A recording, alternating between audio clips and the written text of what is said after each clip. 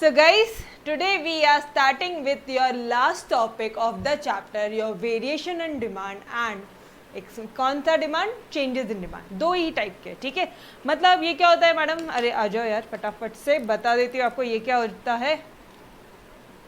सबसे पहले तो हेडिंग लिख लो, अब पेन और नोटबुक लेके रेडी हो जाओ एकदम से.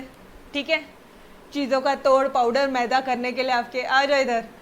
Variations in demand, variations in demand और नेक्स्ट टॉपिक क्या है मैम, किधर है, इधर आओ. ये देखो, ये दिख रहा है, ये ग्रीन हेडिंग दिख रहा है, वेरिएशन इन डिमांड. और दूसरा ये ग्रीन हेडिंग दिख रहा है, changes in demand. Yes, okay. तो कहते ये होता क्या है, ये वेरिएशन इन डिमांड या चेंजेस इन डिमांड. चलो यार ये सारी चीज़ें छोड़ो, पहले तो देखते हैं अपन डिटेल में सारी चीज़ें देखते हैं. ओके. अरे मुझे एक बात बताओ,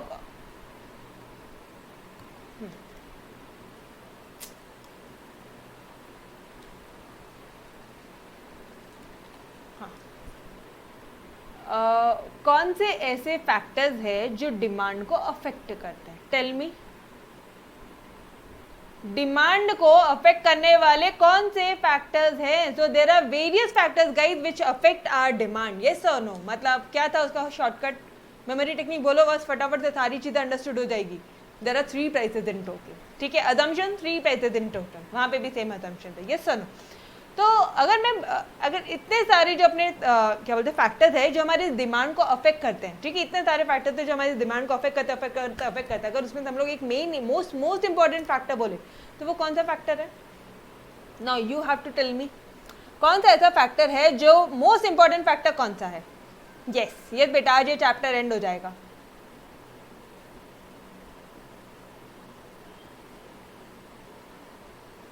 ए भाई, किसने बोला मैदा पाउडर से भी बारीक होता है? सबसे बारीक पाउडर होता है, उसका फेस पे लगा सकते हो. मैदे को लगाओगे ना तो दिखेगा कुछ भी.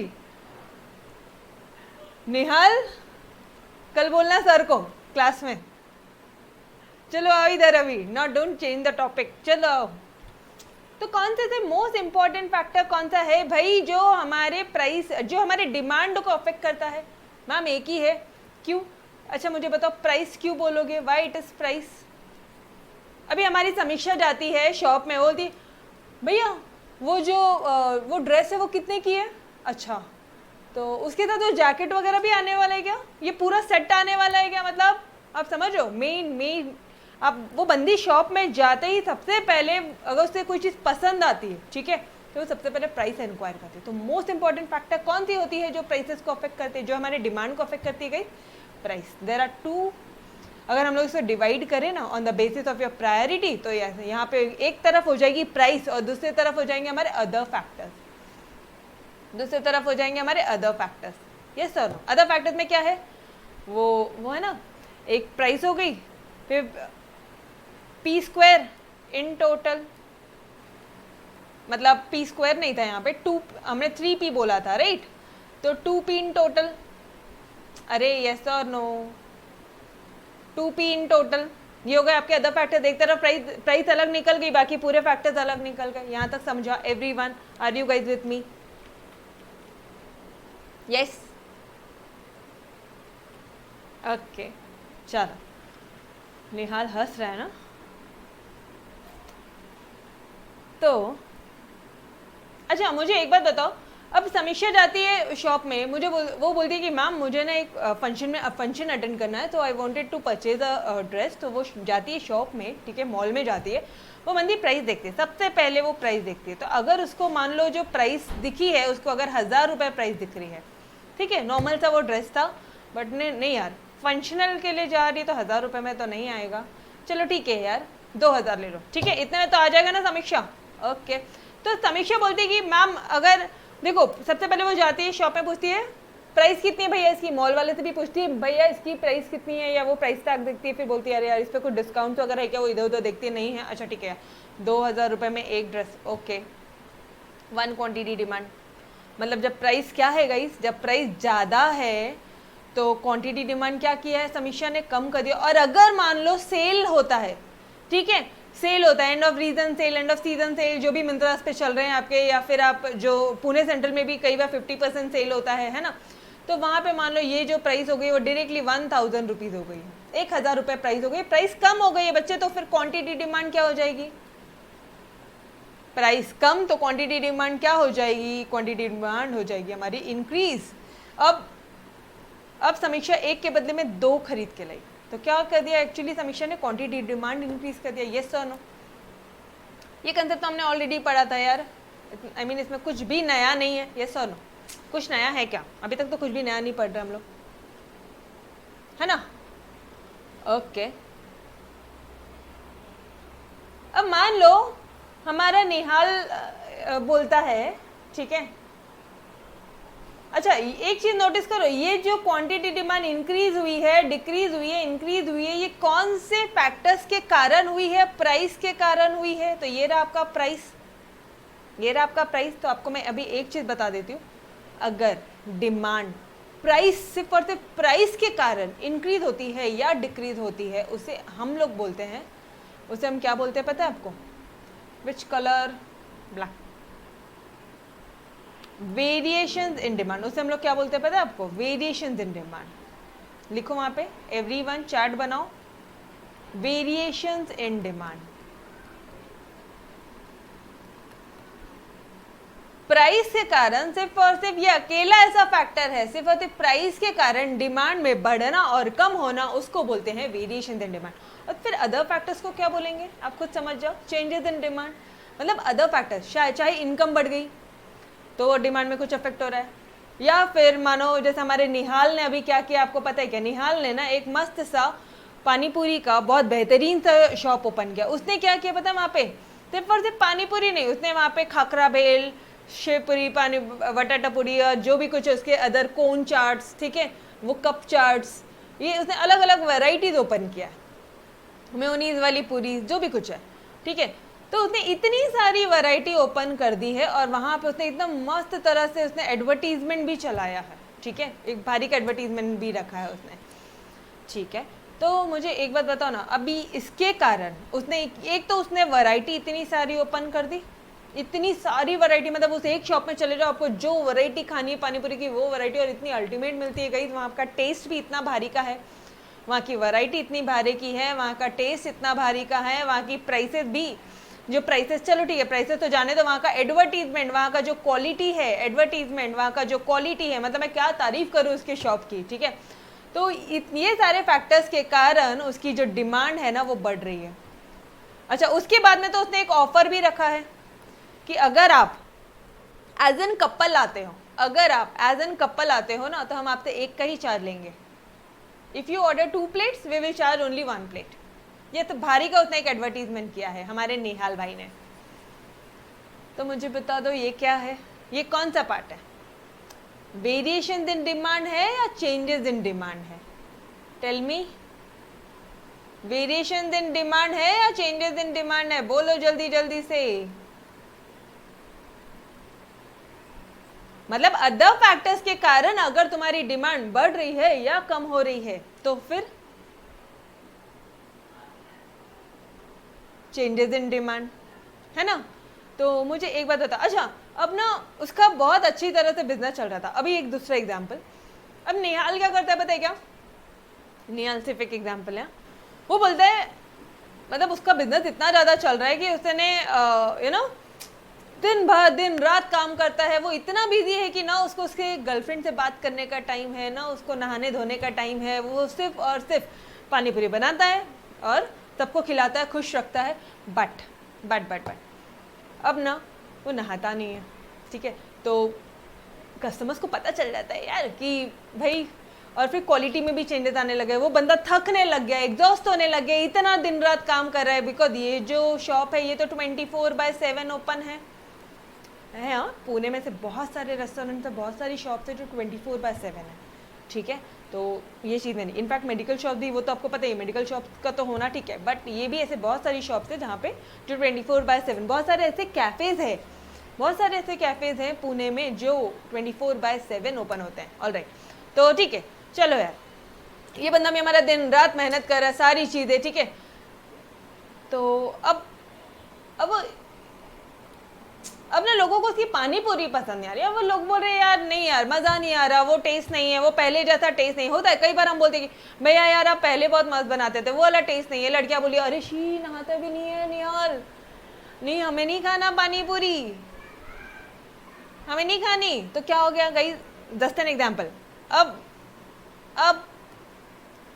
डिमांड क्या हो गई गाइस, डिक्रीज हो गई है। या फिर निहाल के जो स्टाफ है वो एकदम से कम हो गया, स्टाफ रिड्यूस हो गया क्योंकि मान लो कुछ और अदर फैक्टर्स होंगे, या बहुत ओवर टाइम है, 24/7 काम करना है, उन बेचारों को रेस्ट नहीं मिल रहा है, निहाल भी बहुत ज़्यादा प्रेशर में है, ठीक है, स्टाफ ऑटोमेटिकली उसको छोड़ के चले गए, तो वो उतने ऑर्डर सक्सेसफुल नहीं कर सकता है, तो अगेन डिमांड कम हो गई।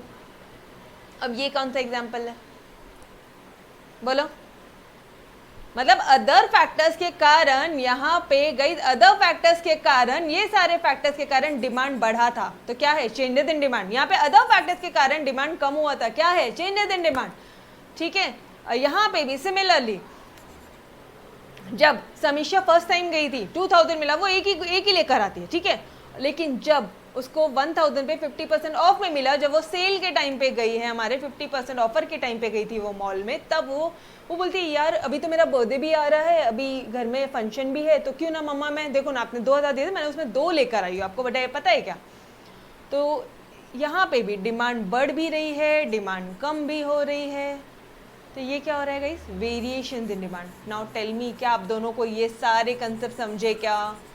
चेंजेस इन डिमांड कब बोलोगे, वेरिएशन इन डिमांड कब बोलोगे। वेरिएशन इन डिमांड कब आता है, जब प्राइसेस, सिर्फ और सिर्फ सोली एक फैक्टर है प्राइस, सिर्फ और सिर्फ जब प्राइस में चेंजेस होने के कारण, सिर्फ और सिर्फ किस में चेंजेस होने के कारण गाइस, प्राइस में चेंजेस होने के कारण अगर डिमांड बढ़ता है या कम होता है, सिर्फ और सिर्फ प्राइस में चेंजेस होने के कारण जो डिमांड है वो बढ़ रहा है और कम हो रहा है, तो वो हमारा क्या हो जाएगा गाइस, वेरिएशन इन डिमांड। और अगर अदर फैक्टर्स में चेंजेस होने के कारण हमारा डिमांड बढ़ रहा है या कम हो रहा है, मतलब अदर फैक्टर्स कौन सा बोलो जल्दी से, 2 प्राइस इन टोटल, वापस से 2 price in total. Obviously 3 price था ना, एक प्राइस मैंने निकाल लिया तो 2 प्राइस बचा ना, यस और नो। कंसेप्ट समझा एवरी वन ऑफ यू, बोलो। अरे अच्छे को दिक्कत होती है ये कंसेप्ट में, लिख नहीं पाते, एग्जाम में कंफ्यूजन होता है, ठीक है, यस ओके। ना चलो एक और मैं यहाँ पे अब बस आपको एक कंसेप्ट बता देती हूँ, छोटा सा पॉइंट एक रह गया यहाँ पे, जब प्राइसेस, अब मुझे एक बताओ ना, यहाँ पे ना डिमांड कम हो रही है, डिमांड यहाँ पे कम हो रही है, तो इसे मैं क्या बोलूँ, इसे मैं ऐसा बोल दूँ, डिमांड देखो, जब मैं हम लोग यहाँ पे एक डायग्राम बनाएंगे ना, ठीक है, मैं आपको बताती हूँ, वो डायग्राम भी हम लोग देखते हैं टेक्स्ट बुक से।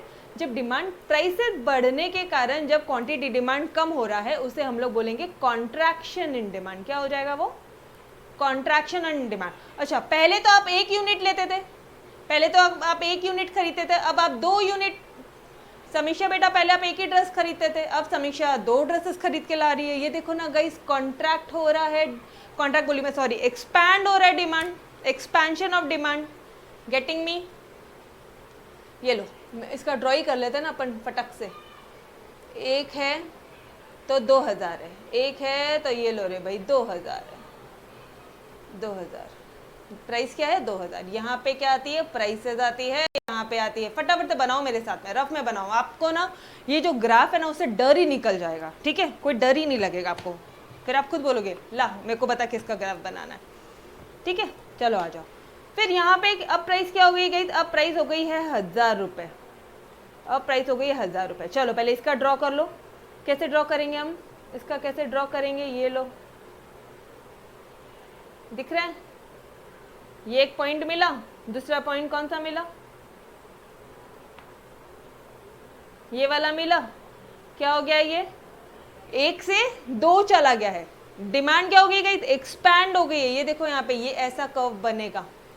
Done every one of you, demand जब 1 से 2, यहाँ पे देख रहे हो डिमांड जो है वो यहाँ पे एक्सपैंड हो गई है, expansion of demand, expansion of demand. और जब डिमांड 2 से 1 कहाँ पे आती है, तो 2 से 1 पे आती है, तो ऐसे आ गई तो कॉन्ट्रैक्शन, ऐसे गई तो एक्सपेंशन, ऐसे गई तो कॉन्ट्रैक्शन, ठीक है। डन एवरीवन, समझ में आया क्या, expansion of demand, contraction of demand क्या होता है। अरे स्लोप वगैरह सारी चीजें जाने दो, देखते बाद में। स्लोप वगैरह सारी चीजें। पहले ये बताओ, जो मोस्ट इंपॉर्टेंट पार्ट है पहले इस पॉइंट पे फोकस रखो, ठीक है।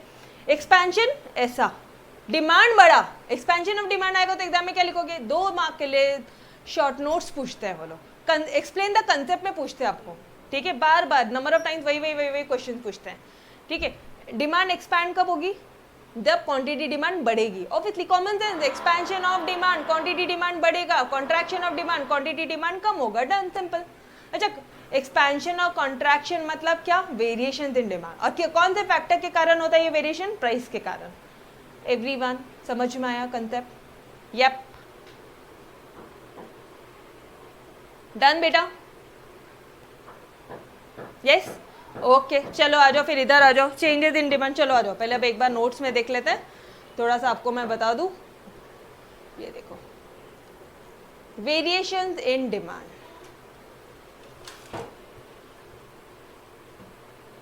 क्या हुआ भाई? अच्छा सुनो ना, हमने एक्सपेंशन का डिमांड का तो डायग्राम बनाया ना, तो हम एक बार कॉन्ट्रैक्शन का भी बना देते हैं, हमें नोट्स में देखने की जरूरत ही नहीं होगी, पता है क्या? चलो आ जाओ यार, एक बार कॉन्ट्रैक्शन ऑफ डिमांड का भी डायग्राम बना दो इसी तरह से। सेम एग्जाम्पल रखना है, चलो बनाओ।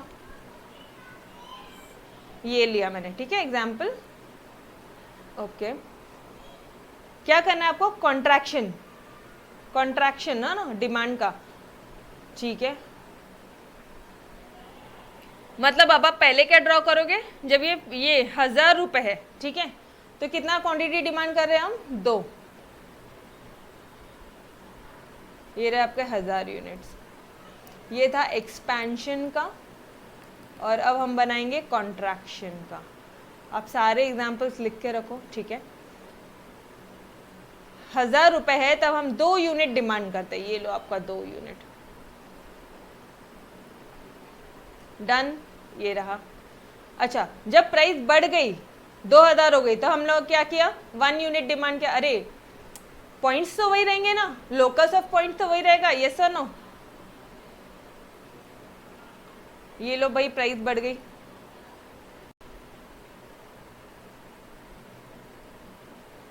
मुझे बताओ सबसे पहले क्या था?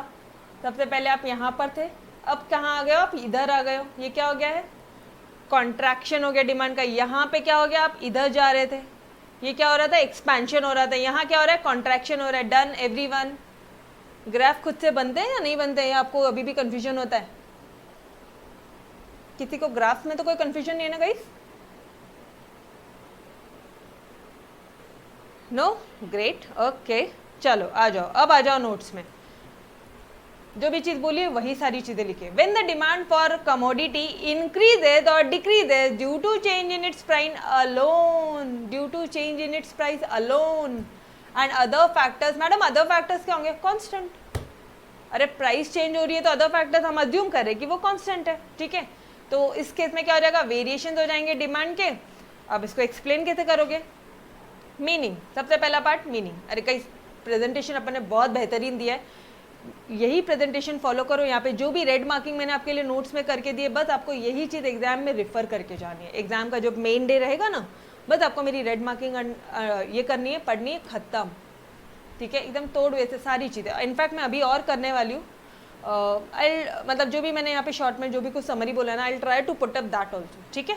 ओके चलो, otherwise what you can do, जो टॉपिक है वो लिखो और वहाँ पे मैंने जो भी एग्जाम्पल्स दिए वो लिखते चलो, ठीक है। चलो आ जाओ यार।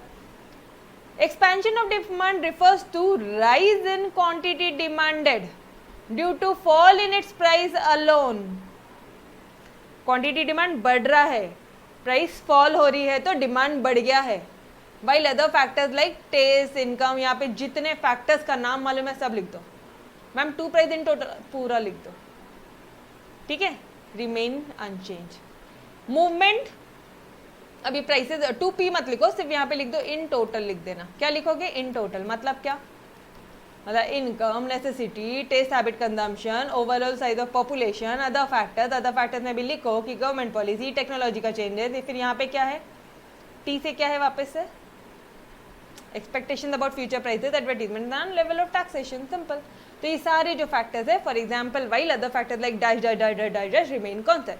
मूवमेंट क्या हो जाएगा, there is a downward movement from left to right in the on the same demand curve. This is most important part. Could you realise this, could you realise this कि भाई ये सेम डिमांड कर्व में movement है, yes और no. यहाँ पे क्या हो रहा है, सेम डिमांड कर्व में. अच्छा, अब अगर एग्जाम में आपको ऑब्जेक्टिव क्वेश्चन आता है कि ऐसा कौन सा सिचुएशन है जहां पे जो डिमांड कर्व है वो एक ही इसमें मूव हो रहा है, सेम डिमांड कर्व. देखो, increase in demand decrease in demand में ना दो डिमांड कर्व बनते हैं, ठीक है, वो मैं बताऊंगी कैसे. लेकिन लेकिन लेकिन लेकिन एक्सपेंशन और कॉन्ट्रैक्शन ऑफ डिमांड में एक ही डिमांड कर्व में मूवमेंट होता है. तो अब मुझे बताओ, व्हेन देयर इज, कौन सा ऐसा सिचुएशन है जहाँ पे जो डायरेक्शन है डिमांड कर्व का वो सेम डिमांड कर्व में होगा. मतलब आप समझ रहे हो, डाउनवर्ड डायरेक्शन या अपवर्ड डायरेक्शन, कौन सा ऐसा रीजन है. तो देर जहाँ कहाँ पे होने वाला है वो वेरिएशंस में होने वाला है. समझ में आ रहा है, वेरिएशंस इन डिमांड में सेम डिमांड कर्व में मूवमेंट होने वाला है. फिर ग्राफिकल रिप्रेजेंटेशन, यहाँ पे डायग्राम ड्रॉ करो, एक्सप्लेनेशन में लिखो कि डी डी डिमांड कर्व है, डाउनवर्ड मूवमेंट होता है विच इंडिकेट, अच्छा पॉइंट ए से पॉइंट बी में जाता है, पॉइंट ए से पॉइंट बी में जाता है, इसे हम बोलते हैं एक्सपेंशन ऑफ डिमांड. समझ में आ रहा है.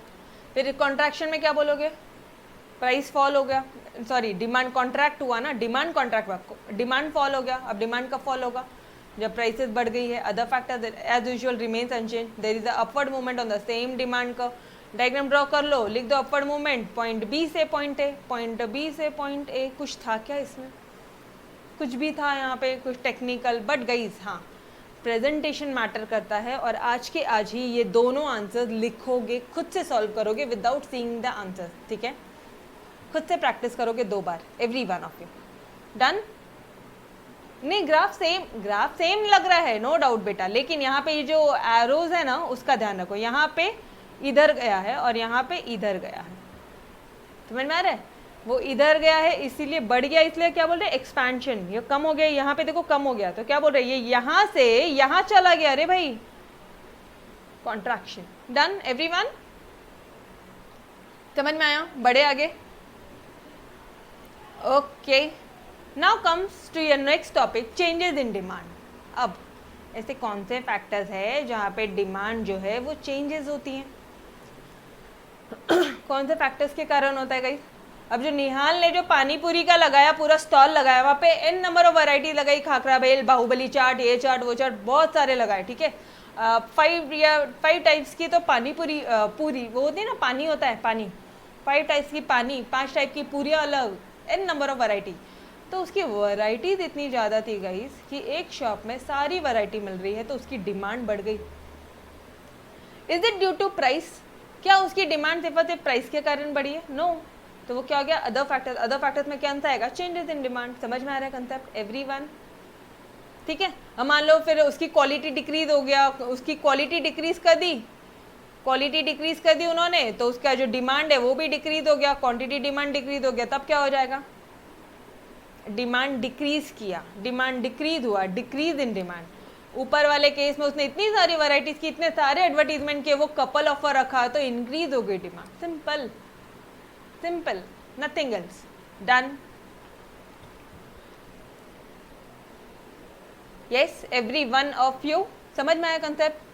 अरे इतनी सारी वैरायटी दी उसने कि डिमांड बढ़ गया, डिमांड इंक्रीज हो गया. डिमांड जब इंक्रीज होती है ना तो एक नया डिमांड कब बनता है, ठीक है. ओके, अच्छा दूसरी बात, जब उसने क्वालिटी लो कर दिया, या उसके जो स्टाफ है छोड़ के चले गए, या फिर वो मतलब इतना काम करता था कि बिना नहाए धोए वो वही पानीपुरी खिलाता था, तो फिर वो कुछ लोगों को वो वो लड़कियों का रिएक्शन, नहीं बाबा नहीं, छी ऐसा, तो फिर लड़के वो लोग नहीं आते थे फिर अभी उसके शॉप में, निहाल के शॉप में नहीं आते थे, तो डिमांड कम हो गई निहाल की.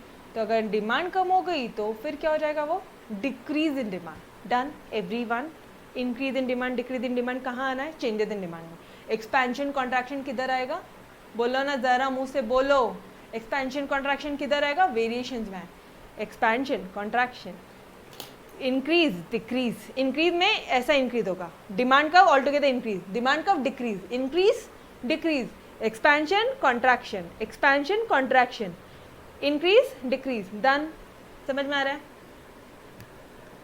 यस चलो आ जाओ फिर फटाफट से करते हैं, द एंड करते हैं गाइस, ये चैप्टर फिर हमारा आज फिनिश हो जाएगा, ठीक है। When the demand for commodity increases or decreases due to change in other factors, other factors के कारण होता है तो प्राइस कांस्टेंट रहता है, no doubt this is known as changes in demand, ठीक है। इट रिफर्स टू, अभी इंक्रीज इन डिमांड में मीनिंग बताओगे आप, देखो यहाँ पे ये पहले डिमांड थी पॉइंट ए की, ये वाली डिमांड थी, अब डिमांड क्या हो गई, बी हो गई है, डिमांड इंक्रीज हो गई, ठीक है, okay. It refers to increase in quantity demanded due to favorable changes in other factors that is in total, ठीक है, due to favorable changes in other factors that is in total। अच्छा movement कैसा हो रहा है उनका, movement क्या हो रहा है, right hand shift, right hand side हो रहा है, अरे यस और नो, वो डिमांड कर्व मेरा यहाँ जाएगा तभी तो इंक्रीज होगा, और यहाँ आएगा तो क्या हो जाएगा, डिक्रीज होगा, इधर जाएगा तो इंक्रीज, इधर जाएगा तो डिक्रीज, तो ऐसा बोलो, ऐसा बोलो। जब लर्न कर रहे हो ना तो एक्शन से याद करो, एक्शन से ही सारी चीज़ें समझ में आ जाएगी, ग्राफ माइंड में याद आ जाएगा, ठीक है, ओके। फिर डायग्राम ड्रॉ करो, लिखो as shown in the figure, D D demand curve, D D is the demand curve, D D curve shift outward, outward बाहर की तरफ जाता है, to right, outward to right, from D D to D1, D1 indicates increase in demand. वो क्या indicate करता है कि जो डिमांड है वो इंक्रीज हुआ है। चलो आ जाओ, डिक्रीज इन डिमांड में क्या बोलोगे कि भाई जो डिक्रीज हो रही है वो अदर फैक्टर्स के कारण हो रही है, लेकिन प्राइस जो है वो कांस्टेंट है। अदर फैक्टर्स है ना, आंसर बढ़ाना, लिख दो, जितने अदर फैक्टर्स लिखने लिख दो, सब इन टोटल लिख दो वहाँ पे, समझ में आ रहा है। अच्छा मूवमेंट क्या हो जाएगा, ऐसा जाएगा तो लेफ्ट हैंड साइड होगा to the of the original demand curve. यहाँ पे डायग्राम ड्रॉ करना ग्राफिकल रिप्रेजेंटेशन का हेडिंग डाल के, और एक्सप्लेनेशन में क्या लिखोगे, D D the demand curve, ये है डी डी, डिमांड कर्व कैसे शिफ्ट होता है, D2 D2 से हो जाता है, डी डी से D2 D2 हो जाता है, which indicates decrease in demand. Simple guys, समझ में आया every one of you. Third, yes. अच्छा अब एक चीज और बताती हूँ आपको, एक और हिंट लो, चलो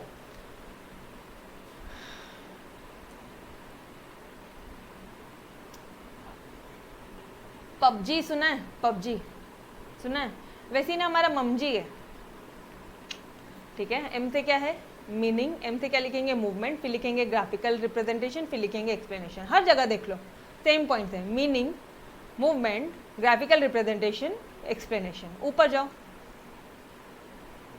meaning, movement, graphical representation, explanation. इधर जाओ, meaning, movement, graphical representation, explanation. Done every one of you. Third, अरे सिर्फ एक टेक्निक, आई मीन होता है ना मैम पॉइंट क्या था वो याद नहीं आ रहा, याद नहीं, अरे गई एग्जाम में लिखने के टाइम पे वो याद नहीं आ रहा, याद नहीं, वो सेकंड भी नहीं होना, वो एक थॉट प्रोसेस भी नहीं चाहिए हमें, उसके लिए कुछ कुछ टेक्निक लगा के याद करने का काम खत्म, ठीक है, डन, ओके।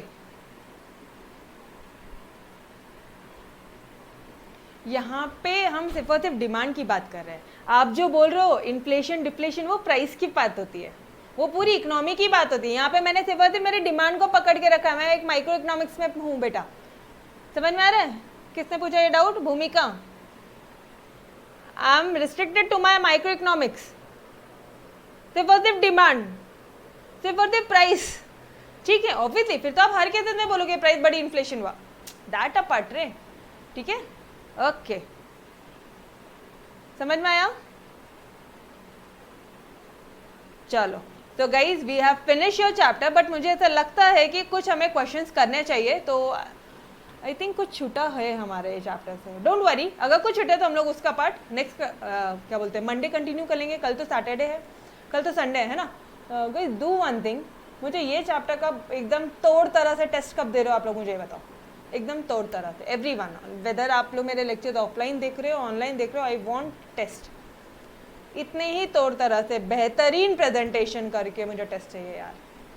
अच्छा आपको मैंने एक बात बताना भूल गई मैं आपको, आप लोग इसका एग्जाम में प्रेजेंटेशन कैसे करोगे पता है आपको, ये तो बताया नहीं। आप लोग ऐसे ही प्रेजेंट, आप लोग क्या करते हो पता है क्या, जो जैसा दिखा है ना वैसे का वैसे ही प्रेजेंटेशन करते हो। गाइस मेरे पास ना कुछ स्पेस रिस्ट्रिक्शन है, अगर मैंने मेरी इकोनॉमिक्स की बुक को 200 या 300 पेज बना दी ना, तुम लोग बोलोगे मैम इतनी मोटी बुक नहीं चाहिए हमको, है ना। तो इसलिए ये बोल रही हूँ, इसलिए मैंने इस तरह से प्रेजेंटेशन किया, बट मुझे आपसे एग्जाम में कैसे प्रेजेंटेशन चाहिए आंसर। देखो यहाँ पे ममजी बोला, लिख लो यहाँ पे ममजी,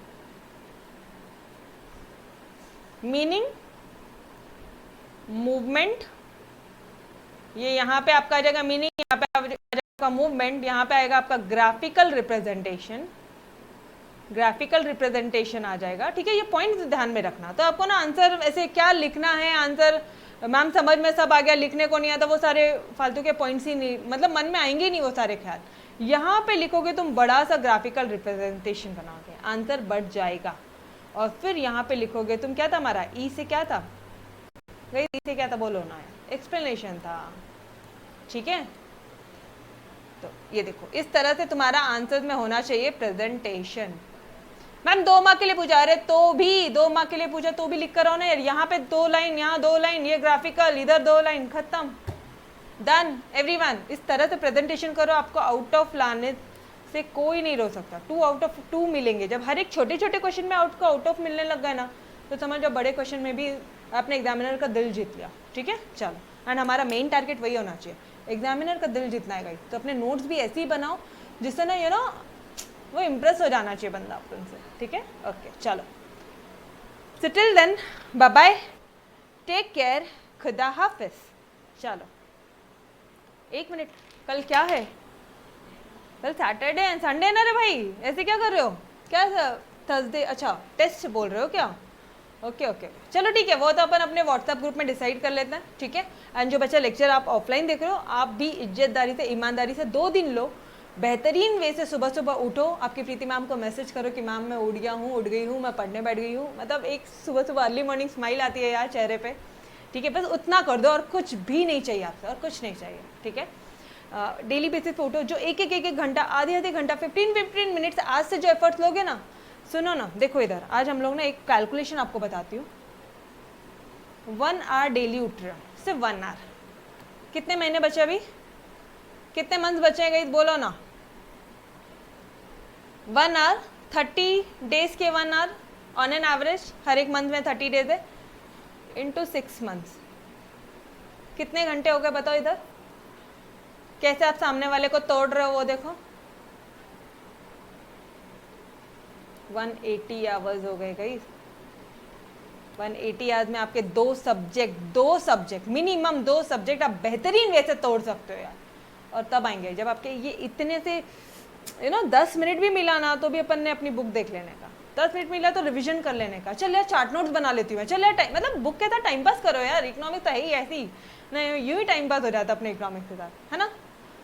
तो लिटरली जब 2 सब्जेक्ट एक्स्ट्रा रिवीजन होंगे ना, तब आपको मालूम पड़ेगा कि आपने जो एफर्ट लिए, और ये अभी मालूम पड़ रहा है ना आपको, तो आप 2-2 घंटे बढ़ाओगे, 1 घंटे नहीं, आप 4, 5, 6 सब्जेक्ट 2-2 बार रिवीजन करोगे। नॉर्मल स्टूडेंट से आपको अगर आउट ऑफ चाहिए ना, आपको थोड़े एफर्ट्स एक्स्ट्रा लेने ही पड़ेंगे। अगर आप नॉर्मल स्टूडेंट की तरह सोते रहोगे सुबह के 7-7 बजे तक, 6-6 बजे तक, 5-5 बजे तक, कोई सेंस नहीं पड़ता। एटलीस्ट 4:30 मेरे हिसाब से, if I would be in your place, और मेरे अंदर मुझे ऐसा कोई टीचर मिल जाए ना जो खुन्नस डेवलप कर दे यार, सीरियसली मैं तो 4-4 बजे उठूँ और तोड़ डालूँ, सीरियसली, मतलब मेरे से ऊपर कोई चाहिए ही नहीं। अब मुझे आई सीरियसली वांट कि मेरे ओनली लेक्चर्स के स्टूडेंट के ऊपर ना, अब जिस भी कॉलेज में ना, आपके ऊपर कोई नहीं होना चाहिए, सिर्फ आप, हाईएस्ट लेवल, ठीक है। चलो यार बाय बाय एवरीवन, चलो बाय बाय, अदरवाइज ये कंटिन्यू चलता रहेगा, ठीक है। चलो बाय।